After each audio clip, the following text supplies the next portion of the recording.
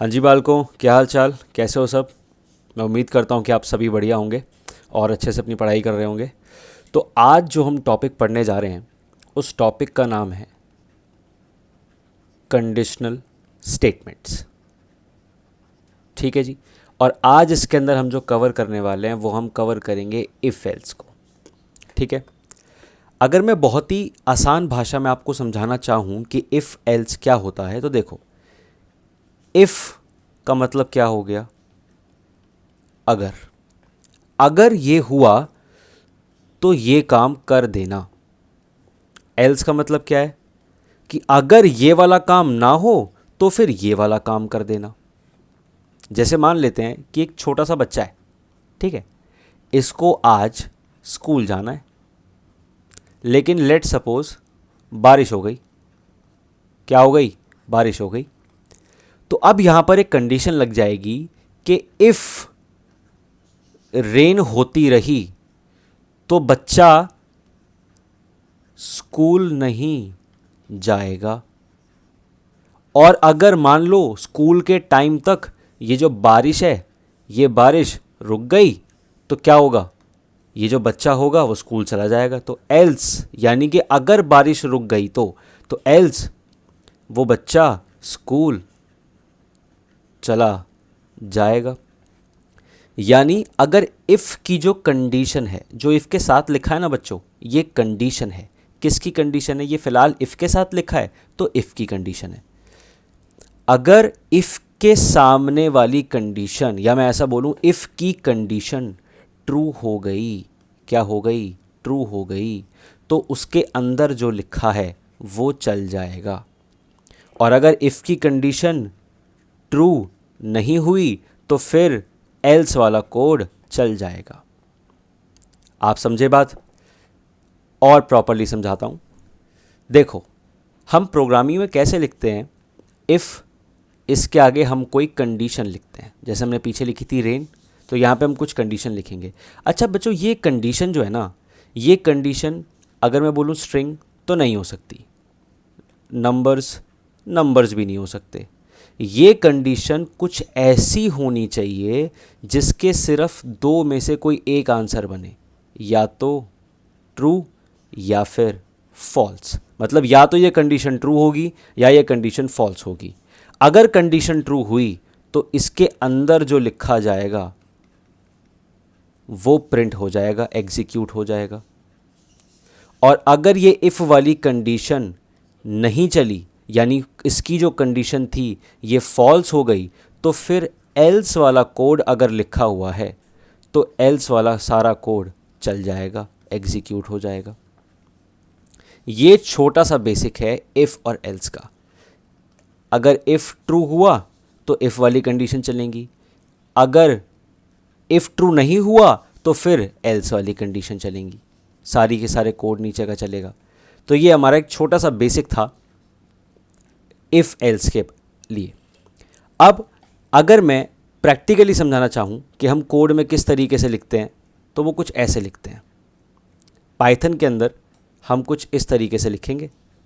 यहाँ पे हमारा आ जाएगा इफ़, ठीक है, यहाँ पे हमारी कंडीशन आ जाएगी, यहाँ पे दो डॉट लग जाएंगे, ठीक है जी, जिससे पता लगेगा कि इसके नीचे भी कुछ लिखा है, इसी का पार्ट।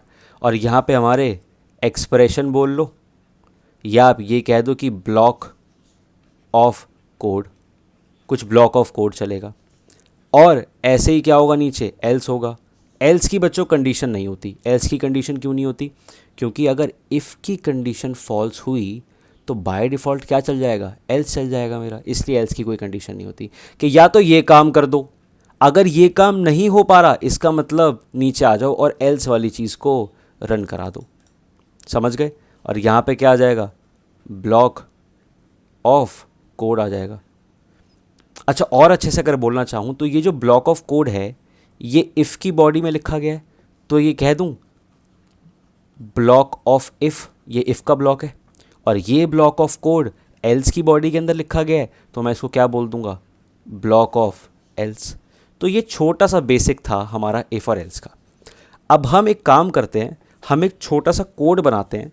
और वो कोड क्या बनाएंगे? हम एक वोटिंग का कोड बनाते हैं। क्या होगा उसके अंदर? भाई हम उसमें यूज़र से एक नंबर एंटर करवाएंगे, और नंबर एंटर करवाने के बाद मतलब बेसिकली नंबर क्या, उसकी किसी भी आदमी की एज एंटर करवाएंगे, और हम उसके बाद चेक करेंगे कि इफ़ अगर एज बड़ी है 18 से तो वो बंदा एलिजिबल है वोट देने के लिए, और अगर एज जो है वो 18 से छोटी है तो वो एलिजिबल नहीं है। तो हम इसका एक छोटा सा कोड देखते हैं, आओ। देखो, सबसे पहले तो मुझे एक यूज़र से एज चाहिए, ठीक है। सबसे पहले तो मैं लिख भी देता हूँ ऊपर ही किसका कोड है, थोड़ा इसको बड़ा कर देते हैं, एक सेकेंड। हाँ जी, बढ़िया, हाँ जी। तो ये जो कोड है मेरा, ये कोड है मेरा इफ एल्स का, ठीक है जी। अब मुझे क्या चाहिए, सबसे पहले तो मुझे यूज़र की एज चाहिए, तो मैं एक एज नाम का वेरिएबल लेता हूँ और उसके अंदर मैं उसकी एज को डलवा देता हूँ।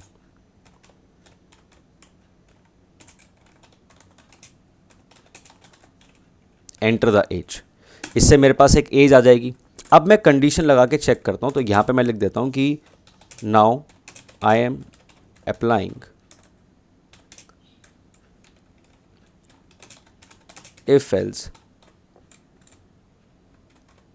कंडीशन, ठीक है जी। चेक करते हैं कैसे। इफ़ अगर मेरी एज बड़ी हो या बराबर हो किसके, 18 के, थोड़ा स्पेस देते हैं अच्छा लगता है। अगर मेरी एज 18 के बराबर है या 18 से बड़ी है तो मैं स्क्रीन पे प्रिंट करा देता हूँ क्या, कि you are eligible to vote. सही बात है। और अगर मेरा ये इफ़ ट्रू नहीं है, यानी जो एज इनपुट हुई है वो या तो 18 से कम है या कुछ और नंबर है जो 18 से कम है, तो उसके लिए मैं क्या चलाऊंगा, एल्स चलाऊंगा। तो बट ऑब्वियस सी बात है कि अगर मेरी एज 18 से बड़ी या उसके बराबर हुई तो इफ़ की कंडीशन ट्रू हो गई। और मान लो उसने 17 डाला, 16 डाला, 5 डाला, 1 डाला, तो वो ऑटोमेटिकली कहाँ पहुँचेगा, एल्स में पहुँचेगा। और एल्स के अंदर प्रिंट हो जाएगा क्या, sorry you are not eligible to vote. Simple, sorry you are not eligible to vote. तो हमारा क्वेश्चन जो था वो यही था कि आपको एक एज इनपुट करवानी है यूज़र से, और आपको स्क्रीन पर ये मैसेज प्रिंट कराना है कि क्या वो वोट दे सकता है या फिर नहीं दे सकता। तो हमने सेम यही काम करा। अब इसको रन करके देखते हैं। तो जब मैंने इसको रन किया तो यहाँ पे इसने मुझसे पूछा एंटर द एज। अब एक काम करता हूँ, पहले एग्जाम्पल के लिए मैं एज डालता हूँ 18 से कोई ऊपर, या 18, चलो 18 ही डाल देते हैं, लो जी। तो उसने क्या कह दिया, you are eligible to vote, क्योंकि हमने कंडीशन भी क्या दे रखी थी, हमने कंडीशन भी तो यही दी थी, 18 या 18 से बड़ा वोट दे सकता है। अब इसको एक बार दोबारा रन करके देखते हैं और एक छोटी एज डालते हैं। तो अब की बार एक काम करते हैं, 10 डाल देते हैं एज। तो लिखा आ गया sorry you are not eligible to vote. यानी अगर इफ़ ट्रू है तो इफ़ के अंदर वाली कंडीशन चलेगी, और अगर इफ़ ट्रू नहीं है तो ऑटोमेटिकली फिर एल्स वाली कंडीशन चलेगी। तो दिस इज़ ऑल अबाउट आपका इफ़ एल्स की कंडीशन। आई होप आपको ये क्लास समझ आई होगी। Thank you so much.